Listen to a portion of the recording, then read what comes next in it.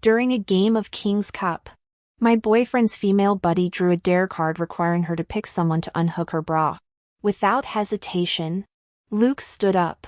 With practiced ease, he fumbled for a moment before the clasp snapped open. Eva casually pulled out the lace bra and flung it over his face, playfully punching his shoulder. "You bastard. Suffocate already." His childhood friends erupted in laughter until they noticed my stormy expression. Eva sized me up like some exotic specimen before nudging Luke with exaggerated delicacy. "Where'd you dig up this innocent little church mouse? Bringing her to our dirty games, you're such an animal." "Luke!" The VIP room exploded in renewed laughter as she spoke. When Luke approached to pat my head, murmuring, "Don't take it seriously. She's just joking," I curled my lips. "How old are you again? If you still can't distinguish jokes from disrespect, your family should hire an exorcist." The smile froze on Eva's face. "Seriously, sis? Luke's been unhooking my bra since high school. He knows I prefer front clasp styles." "It's just a game. Can't handle it?" She smirked. "Oh right. You're mixed race. Maybe you don't understand Mandarin?" I turned to Luke, who shifted uncomfortably. Eva suddenly grabbed a beer bottle, her microskirt riding up as she propped a stilettoed foot on the table. With a practiced twist, her red-soled heel popped the cap off. The movement hiked her skirt to reveal a rhinestone thong. "Eyes front, boys," she warned, cheeks flushing even as the guys chuckled like we haven't seen it all before. Satisfied, Eva leaned across the sofa until her cleavage nearly brushed Luke's face, pouting as she shoved the bottle between his lips. "Chug it, and I'll forgive your pure little princess." Luke obediently tilted his head back, golden liquid spilling down his throat until the bottle emptied. "See this?" Eva threw me a triumphant glance. "This is how we've partied since middle school. Maybe your sheltered little virgin ass should skip next time, wouldn't want you fainting." "Sweetheart." Click. I smiled, capturing the perfect shot of Eva, topless in her thong, half-naked ass pressed against Luke, with bonus footage of his cheering buddies. My best friend instantly reposted it to our local social group chat. "Guess I'm provincial after all." I mused loud enough for the sudden silence. Never knew this was how adults play. Let's educate my hometown girls too. The color drained from multiple faces, half the guys in frame wore wedding bands. "Are you insane?" someone hissed. "My wife's in that chat," as they turned on Luke demanding I delete the post. I sipped my cocktail. His frantic apologies died when I showed him the exploding notifications. "Relax," I purred. "It's just a game. Can't handle it? You dead or something? Cat got your tongue? Can't even control your own woman." A blonde guy spat. "Fucking half-breed trash. Told y'all American chicks ain't shit compared to homegrown pussy." My face darkened instantly. Crash! The empty beer bottle exploded against the guy's skull. Glass shards rained down as blood mingled with spilled beer across the floor. The entire VIP room froze. All eyes locked on Luke, whose face turned thunderous. "Sophia, you've crossed the line." I yanked open my clutch, flinging a wad of cash into the air. $100 bills fluttered down like confetti. "Who said I wasn't handling it?" I smiled sweetly at the blonde. "Maybe visit the vet clinic? Can't keep barking like a rabid dog forever. Or go seek validation from strangers." I tilted my head at the bleeding man. "Need more cash for medical bills? Hell, I'll cover your cremation too." The room collectively gasped. "Bored already?" I tossed a condom packet at Luke's face. "Keep it. Wouldn't want your little circle jerk to lack props." Luke's expression shifted. He chased me into the hallway, grabbing my wrist. "They're just drunk idiots." "Sophia." Eva's been one of the guys for over a decade. "Still playing mediator?" Eva materialized in the doorway, plucking a cigarette from Luke's pocket. She lit it with a smirk. "Relax, sweetheart. Don't y'all foreigners screw entire football teams for fun? Maybe Luke's just another fish in your pond. My palm connected with her face before she finished. The slap echoed through the room. Filth like you always project. I cooed, examining my nails. Should have known trash sees everyone as garbage. You bitch. Eva clutched her reddening cheek. The whole crew surged to their feet. Luke instinctively shielded me. That was uncalled for. Eva. She glared daggers at him through tears. Furious. I turned and stormed back to my seat. Two of Eva's guy friends immediately scrambled to comfort her with tea and snacks. Seeing this, Luke's face darkened. He glared at me with furrowed brows. Sophia. That's enough. I brought you out tonight to help you adjust after returning from abroad. Must you always be so harsh? I laughed coldly, crossing my arms. My words are harsh because you people deserve nothing better. He paled, anger flashing across his features. I won't keep tolerating this. Apologize to Eva and let's move on. We're all friends here. Covering my nose. I took 2 steps back. Stop talking, okay? Your breath stinks. Leaving the VIP room, I drove my sports car to my best friend's suburban mansion. We spent hours in her 400 square foot villa drinking bottled tea while watching Crayon Shin-chan. 3 hours of gossiping later, after thoroughly roasting everyone we disliked, I finally dragged myself home past midnight. The lights flickered on to reveal Luke's haggard face. He'd been waiting on the couch for hours. His designer clothes rumpled and eyes suspiciously red-rimmed. Sophia. He breathed, hope lighting up his exhausted features when he saw me. I'm sorry. I got carried away trying to save face tonight. I never realized they'd been trash-talking you behind my back.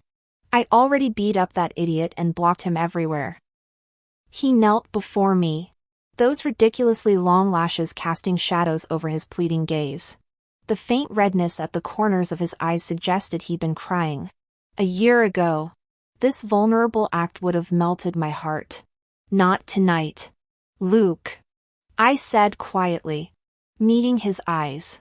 Remember why we got together? He froze, complexion turning ashen.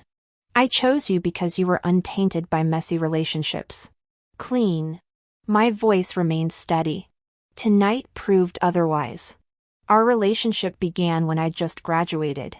After learning about poaching in nature reserves, I'd returned to China to fund wildlife rehabilitation centers. My parents, having ensured I'd never want for anything, fully supported my ambitions. Luke had seen my TV interview and pursued me across provinces with relentless passion. I'd appreciated his fiery sincerity. At 24, gorgeous and privileged, I saw no harm in dating this handsome, wealthy man who checked all society's boxes. He seemed worthy enough for casual dating. Luke Wilson was incredibly supportive of my career. He even leveraged his company's resources to co-organize animal rescue initiatives with me. I'd been observing him for 6 months.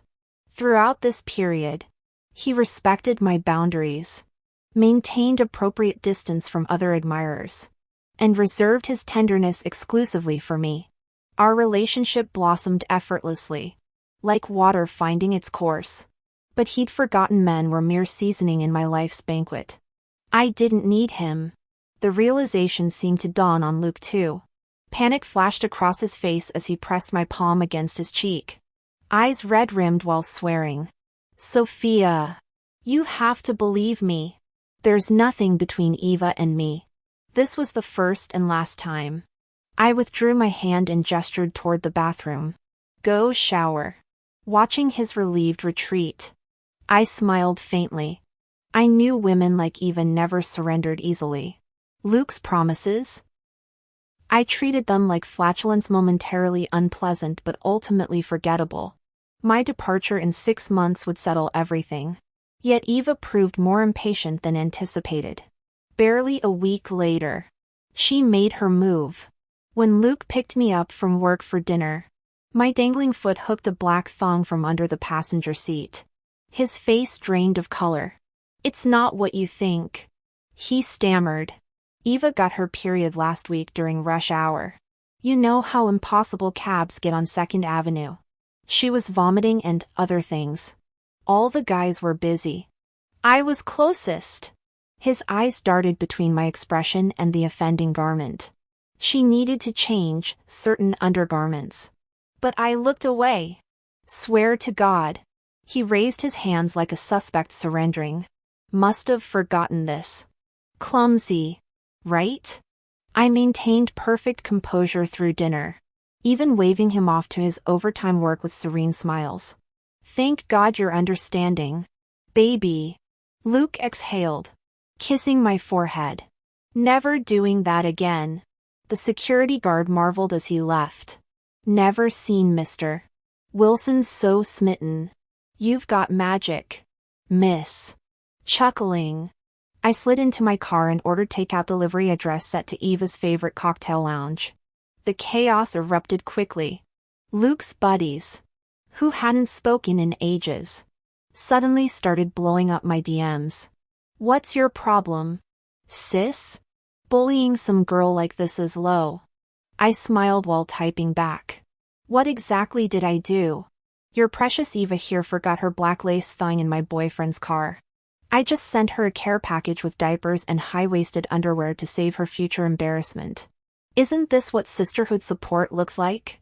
My sarcastic reply left them speechless. The group chat went radio silent. Reapplying my lipstick in the rearview mirror, I smirked. Eva must be having quite the night. I knew all about her bar-hopping habits from Luke's stories during our time apart. "My buddy's this wannabe singer who keeps chasing fame at dive bars," he'd said. Since Miss Forgetful kept accidentally leaving lingerie around, I made sure the delivery guy tracked her down at that grungy music hole with a megaphone announcement. "Eva, returning your missing black lace thong left in my man's car. Brought you menstrual pads and granny panties. Two girls gotta prioritize comfort during that time of month." The $200 bonus made sure that Uber driver projected his voice like a Broadway performer. Eva became an instant meme that night. The local trending hashtag #ThongGirlGate said it all. When she finally texted me tearfully, "I'll never ask your boyfriend for rides again," I knew my work was done. 4 weeks. She gave Luke the cold shoulder at every gathering, glaring like he'd personally ruined her life. Their strained dynamic went unnoticed until last night's confrontation. After a month of tension, Luke cornered her near the bar's neon exit sign, demanding answers she'd rather die than give. "What's wrong with you?" Eva acted like she didn't see Luke, laughing and roughhousing with the guys nearby. Watching their awkward expressions, Luke grew irritated. He chased Eva around the private room until finally cornering her, roughly pulling her into his arms. Before he could speak, Eva violently shoved him away. "Get lost. I hate you," she screamed with red-rimmed eyes, grabbing her purse to storm out. The other guys immediately followed. Luke started after them but froze. "Sophia," he said hoarsely, "it's our anniversary. I booked that restaurant. Let's skip this drama and celebrate properly." During the drive, I secretly enjoyed watching his restless fidgeting. Even after we ordered, Luke's forced smile kept slipping as he glanced at his phone. Right as dessert arrived, a video call lit up his screen. When he tried to excuse himself, I gripped his wrist. "Take it here. Anything I shouldn't hear?" Luke shook his head urgently. "No. It's just," he hesitated before answering. "Where the fuck are you, man?" His friend roared over blaring club music through the phone. "Eva's a wreck because of you." Another video popped up. Luke opened it without noticing me peering over his shoulder. The footage showed Eva drinking alone at some dive bar, stripping off her blouse while drunkenly climbing on stage with a microphone. "Go die, Luke, you dick who ditches friends for his bitch," a friend yelled into the camera. "She's practically naked and you're whining dining? Get your priorities straight." Another voice shouted over the chaos. "Luke, get your fucking ass over here." Only you can handle our princess. Eva suddenly snatched the phone, screaming, "Don't come. Stay glued to your precious wife. Hey hot guys. I'm free tonight." Luke turned ghostly pale, yelling Eva, "You fucking dare," before the call ended with a middle finger. He stared at me, face ashen. "Sophia." Eva has no sense of boundaries. "Trust me. I'll go bring her home right away. Wait for me at the restaurant? I'll be back before you know it." I smiled. "Go ahead." He pressed an eager kiss to my forehead before rushing off. Watching his retreating figure, I let my smile drop. I'd said go ahead, but I never said okay. The scheduled violin performance was starting. I waved off the musicians, tipped them generously, and drained my wine glass in one gulp. Before leaving the restaurant where Luke was a regular patron with an open tab, I casually ordered 2 bottles of premium bourbon to be charged to his account. After having the liquor delivered to my best friend's place, I finally headed home. Pulling out my phone, I called my assistant. "Book me a flight to the Northwest today. The snowmelt's making poachers bold. The Rangers are ready for wildlife rescue operations in the grasslands." A follow-up text: "Transfer $8 million to the conservation fund. Block all calls until further notice." The immediate reply came: "Yes, ma'am." Packing took 20 minutes. This downtown penthouse Luke rented contained few personal belongings anyway. I threw in my laptop, cameras, and 2 changes of clothes. The walk-in closet full of designer bags and shoes he bought me. I scheduled same-day luxury resale pickup. Luke wasn't stingy, quite the opposite. Every bauble I'd glanced at during shopping sprees became mine within hours. Eva had thrown spectacular tantrums over this, like when last fall's exclusive Birkin arrived at my office instead of hers. For a while, maybe he'd meant it. I stared at the glittering collection until the appraiser hesitated, holding up the disputed bag. "These are all authentic except this one's counterfeit. The exact replica of the purse Eva had coveted." Laughter bubbled up as the final curtain fell. Even the sweetest cake turns rancid when someone shits on it. The resale total hit $120K. I left the Venmo notification unread. I donated everything to a nearby shelter for stray cats and dogs. Before leaving, I dragged my luggage to return the bank card. The elderly woman in charge hugged me with tearful eyes. "Sweetie, thank you for your support these past months. Without you, me and these fur babies would have starved long ago." I wiped her tears. "Don't worry, Granny. I'll keep sending enough pet food every month after I leave. There's money in the card too. Take care of yourself. Stay warm in winter and cool in summer. I'll come back to visit. Wherever you're going, stay safe," she urged anxiously. 1 hour later, I wheeled my suitcase into the airport. Boarding began at 1 a.m. Since my 7:30 p.m. departure, Luke hadn't sent a single message. Instead, Eva kept flooding her social media with intimate clips. Luke frantically snatching a wine glass from her hand, their bodies colliding. Eva wearing hot pants while riding Luke's back, giggling as she made him do push-ups for punishment. Eva drunkenly demanding Luke escort her to the restroom. The video cutting off as they entered the stall. I tapped their profiles. Block. Delete. Remove. Purged the digital trash from my contacts. As the plane pierced through clouds, my phone exploded with 99 notifications. From unknown numbers. Luke kept spamming messages. I deleted everything, replying only, "Official notice, we're done." The endless night passed, waking to new horizons. I found myself embraced by the rugged majesty of northwestern mountains. Walking the endless asphalt road, I froze at the wolf's howl. Abandoning luggage, I sprinted toward the grasslands. 2 months evaporated. I rescued over a dozen wild wolves from poachers, nursed a near-frozen cub back to health. Under starry skies, I filmed interviews with volunteers from the wildlife conservation group, women who traded city luxuries for this frozen wilderness in their prime. Their wind-burned faces crinkled with pure, radiant smiles unlike any I'd seen in 20 years of urban life. My return wasn't just about funding shelters. I'm documenting unsung heroines worldwide through my film. On day 50 in the grasslands, my assistant called whispering, "Boss, Luke's been stalking the office daily. He's begging to see you." I was swamped, yet I could sense my assistant's unease. I didn't want some irrelevant matter disrupting her workflow. 8 p.m. 10 minutes. The line went dead with palpable relief. The woman before me spoke an unfamiliar dialect. A school-aged child awkwardly interpreted between us. She was my 50th documentary subject. And my savior.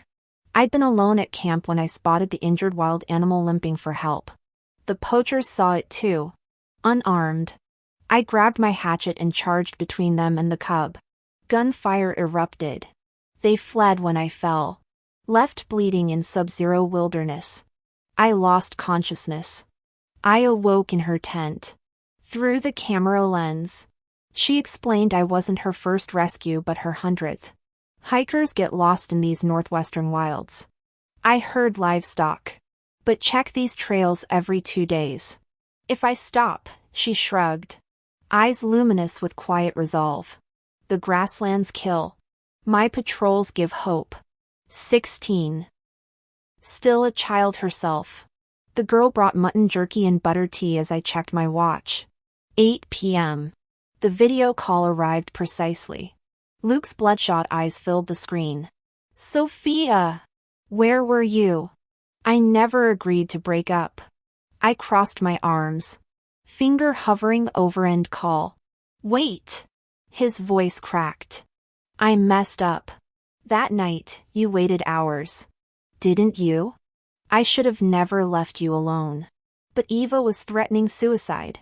We grew up together, I had to stop her. Nothing happened. I swear." I remained silent.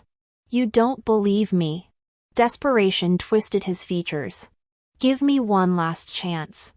I'll make Eva apologize personally." My laughter was ice. "Fine. I'm in the Northwest. If your princess can handle hardship, come ahead." Luke looked pleasantly surprised and seemed about to say more when the 10-minute limit chimed. I stepped away from the screen as my assistant terminated the call. To my astonishment, Luke arrived the very next night. Travel-worn backpack slung over his shoulder with puffy eyes that immediately reddened upon seeing me. My gaze remained fixed on the fluttering skirt hem behind him. Eva emerged slowly, provoking suppressed snickers from my field team. Sunburn streaked Eva's chest under the northwest sun where her strapless mini dress offered no protection.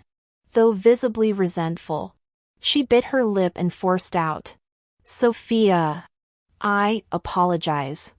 I overstepped by taking Luke away during your anniversary." Her composure cracked as she added, "We've been friends over a decade. If anything were to happen between us, it would've." Luke's sharp cough silenced her mid-sentence. Eva glared at me furiously before bowing her head in theatrical martyrdom. Fists clenched. "Anyway," Luke insisted I volunteer here as apology. "Sure." I agreed casually. Her head snapped up, unprepared for my acceptance. The grassland conservation work desperately needed hands, taming injured wildlife, medicating hostile predators, tracking poachers through dangerous terrain. Extra help proved practical. Regardless of motives. Luke beamed while Eva turned ashen. As we parted ways, she trudged behind me sullenly while Luke lingered with farewells. "I'll visit in a month. Sophia. Put her to proper use." True to form, Eva immediately regressed into diva behavior. She'd brought nothing but a guitar, lounging in the cabin without spare clothes. I needed Northwest inspiration for my songwriting anyway. "Consider this a working vacation," she drawled, legs casually crossed while pointedly ignoring me. I let her be until midnight when stomach growls betrayed her hunger. Still, I offered no provisions. Her resolve crumbled first. Hey! Not eating? Those who don't work don't get to eat. I wiped my binoculars without glancing at Eva. Supplies were precious here, strays could scavenge for themselves. Eva's eyes burned crimson as she hoisted her guitar. Screw this. I quit. 10 minutes later. She stumbled back into the cabin pale-faced. Wilderness howls echoing through the night. We were deep in the prairie wilderness. Without guides. Escape was impossible. For 2 weeks. Hunger forced Eva to grit her teeth through chores. When Luke arrived, he found Eva scrubbing animal cages with red-rimmed eyes, hauling a bucket of animal waste. A sudden snarl from the she-wolf made her stumble. Ah! The bucket overturned, drenching her. She froze upon seeing Luke, tears splattering the dirt. Luke's chest tightened. He stormed toward my tent, dragging her, roaring, Sophia! Have you lost your damn mind? My sleeping hound Sean lunged, sinking teeth into Luke's forearm. Sean! Heel! The Rottweiler released, leaving Luke's arm bleeding. When he tried advancing, Sean bared crimson-stained fangs, blocking his path. Luke retreated pale, eyes blazing with unprecedented fury and indulgence. Not for me. You didn't have to torment her like this. He ground out. Bullying someone weaker with your authority? You've truly outdone yourself. Sophia. I met his glare. Waist duty rotates. If this is bullying, then I bully everyone here, myself included. Others handle weekly shifts. This was Eva's first real workday in a month. Luke's face whitened, jaw working. The mother wolf growled at Eva. In the end, you still didn't take proper care of her. I nearly laughed out loud. Care? Luke. Do you think this is a daycare? That wolf growled because it's chained, otherwise it might have torn Eva apart. Your precious little sister thought it'd be fun to sneak out at night. Steal the cub we'd worked so hard to save. Feed it her spicy junk food. Then take hundreds of cute selfies with it before tossing it back into the cage. The cub died of intestinal infection right in front of its mother after eating that crap. Your darling sister tried to lie about never leaving her room that night. Too bad we've got cameras everywhere here. Eva instinctively ducked behind Luke's back at this. Luke's face darkened as he tried to speak. But I cut him off. Forgot to mention, harming wildlife means jail time. She's going to prison. They both froze. Sophia. I'm sorry. I misunderstood. Luke took a guilty step toward me. But volunteers began filing into the room, glaring daggers at them.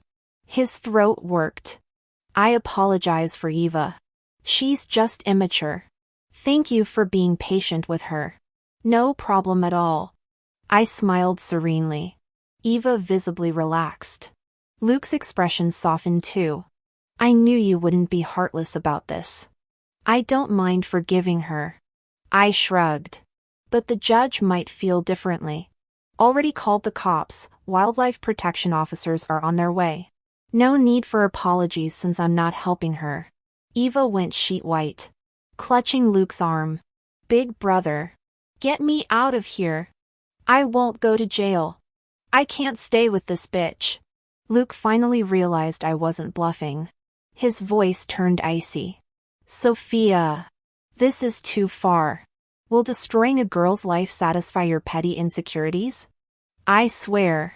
I want to rip your chest open to see if you even have a heart. Eva shot me a triumphant look. Clinging to Luke's arm. He didn't shake her off. Just stared at me with crushing disappointment. She didn't mean it. Drop this.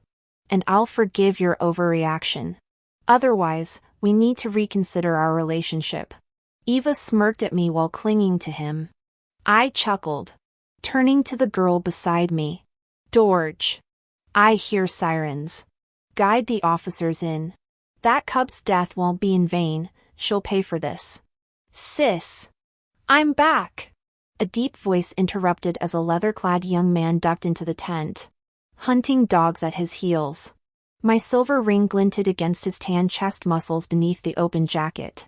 He blinked puppy dog eyes at me through thick lashes, waiting eagerly. After chasing off a few more poachers and getting my nod of approval, he kissed my cheek joyfully.